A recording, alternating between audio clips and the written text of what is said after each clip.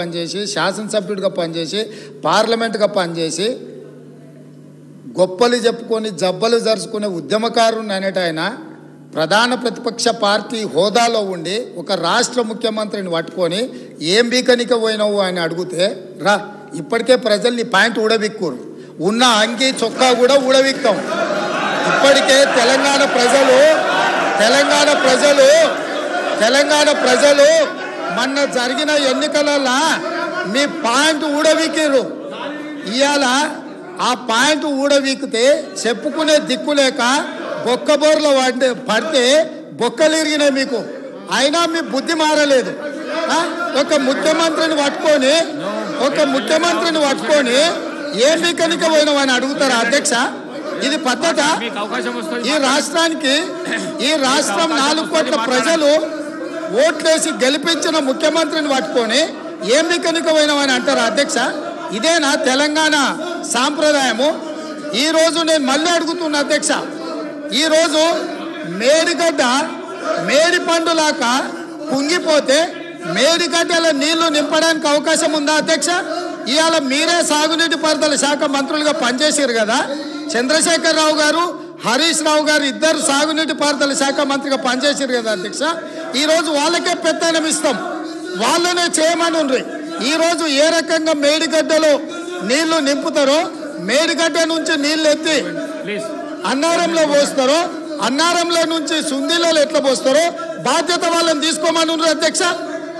మొత్తం కుంగిపోయి కుప్ప కూలిపోతుంటే ఈరోజు అక్కడ నీళ్లు నింపడానికి ఏమాత్రం అవకాశం లేక పూర్తిగా ప్రాజెక్టు దెబ్బతిని ఖర్చు పెట్టిన 94,000 కోట్ల రూపాయలు వృధా అయిపోయి ఈరోజు మొత్తం ప్రాజెక్టే దెబ్బతిన్న పరిస్థితుల్లో ఈరోజు ప్రజల దగ్గరికి వెళ్ళి సమాధానం చెప్పుకోలేక శాసనసభకు రావాల్సిన ఉపనాయకుడు ఇక్కడ సభలోకి రాకుండా పారిపోయి ఈరోజు చర్చ చేద్దామంటే రాకుండా ముఖ్యమంత్రి గారిని పట్టుకొని ఇట్లా మాట్లాడొచ్చా అధ్యక్ష? అందుకే నేను ఒకటే మాట అడుగుతున్నా, మీరు ఇవాళ చర్చకు సిద్ధమైతే పిలువండి. మీ పార్టీ నాయకుడిని, మీ సభాపక్ష నాయకుడిని చర్చ చేద్దాము. రేపు సాయంత్రం వరకైనా కాళేశ్వరం ప్రాజెక్టు మీద, గోదావరి జలాల మీద ఈ ప్రభుత్వం చర్చ చేయడానికి సిద్ధంగా ఉంది. పారిపోయి ఫామ్ హౌస్లో వండుకొని ప్రతిపక్షాలుగా బాధ్యత నుంచి తప్పించుకొని మీ అవినీతి బయటపడుతుందని, కాళేశ్వరంలో మీ దోపిడీలో జైలుకి వెళ్లాల్సి వస్తుందని కేసీఆర్ను చంపుతారా అంటారు.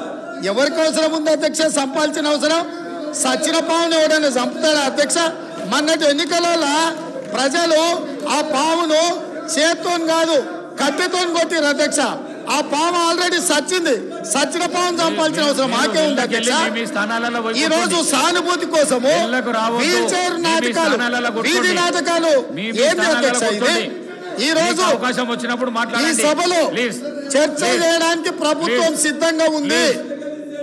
నిజాయితీ ఉంటే, మీరు అవినీతికి పాల్పడకపోతే, మీరు చెప్పినట్టు మేడిగడ్డలో 2, 3 పిల్లర్లు కుంగిపోతే దాని మీద తీసుకోవాల్సిన నిర్ణయాల మీద మాజీ ముఖ్యమంత్రి గారు చంద్రశేఖరరావు గారిని సభలోకి రమ్మనుండ్రి.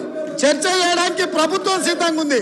పారిపోయి అక్కడెక్కడో పోయి ఆడేదో ప్రగల్భాలు ఏంది అధ్యక్ష? రమ్మనుండ్రి సభకు. వాస్తవాల మీద చర్చ చేస్తాం, మొత్తం ఇక్కడ పెడతాం. ఇవాళ ఆయన తప్పించుకుంటాడు, ఈయన వచ్చి ఈడ కొత్త మాటలు చెప్తాడు ఈడ. కాబట్టి అధ్యక్ష, దీని మీద ఇప్పుడు జరుగుతున్న చర్చ దేని మీద జరుగుతుందో ఆ విషయం మీద చర్చించమని ఉంది.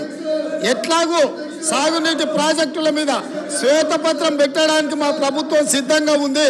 మీరు ఏమేమి విషయాలు ఉన్నాయో, ఏమేమి చర్చ చేయదలుచుకుందో